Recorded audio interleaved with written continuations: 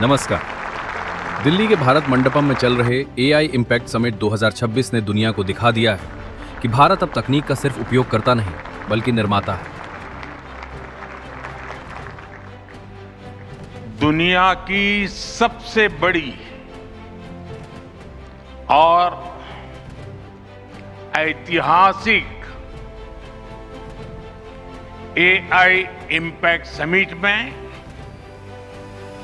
आप सभी का हार्दिक अभिनंदन है। भारत नई टेक्नोलॉजी बनाता भी है और उसे अभूतपूर्व तेजी से अपनाता भी है। इसी समिट के विजन से जन्म हुआ है एआई भारत विस्तार का। यह केवल एक ऐप नहीं बल्कि हमारे सहकारी क्षेत्र के लिए एक डिजिटल रीढ़ की हड्डी है। अब तक हमारे पैक्स और सहकारी समितियां मोटे रजिस्टरों और मैनुअल काम के बोझ तले दबी थी, लेकिन अब यह बदलने वाला है। एआई भारत विस्तार के साथ पैक्स का पूरा प्रबंधन अब पेपरलेस होगा।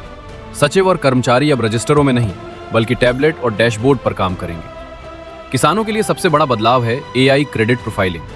अब लोन के लिए खसरा खतौनी लेकर बैंक नहीं दौड़ना होगा। एग्री स्टैक और सैटेलाइट डेटा की मदद से एआई तुरंत बता देगा कि किसान की साख क्या है।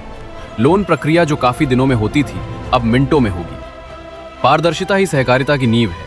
इस प्लेटफॉर्म पर हर लेन देन का डिजिटल रिकॉर्ड रहेगा, जिससे ऑडिटिंग आसान और भ्रष्टाचार मुक्त होगी। पैक्स अब केवल लोन नहीं देंगे बल्कि एक संपूर्ण सेवा केंद्र बनेंगे।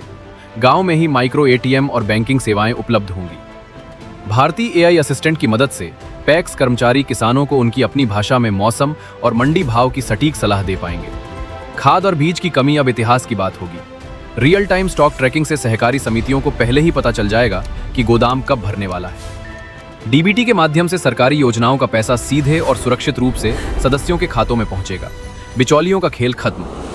इतना ही नहीं, अब सर्वम एआई प्लेटफॉर्म से प्राथमिक सहकारी समितियां अपनी वार्षिक रिपोर्ट, उपनियम, ऑडिट रिपोर्ट और सरकारी योजनाएं और आवेदन फॉर्म भी तुरंत हिंदी या स्थानीय भाषाओं में बदल सकेंगी। एआई समिट 2026 का वादा था तकनीक को अंतिम व्यक्ति तक पहुंचाना। भारत विस्तार इसे सच कर रहा है, जहां अब किसान मुनाफे वाली खेती करेगा। आइए अपनी सहकारी समिति को एआई भारत विस्तार और सर्वम एआई प्लेटफॉर्म से जोड़ें और सहकार से समृद्धि की नई कहानी लिखें। भारत विस्तार, हर किसान की आवाज, हर सहकारी समिति की ताकत।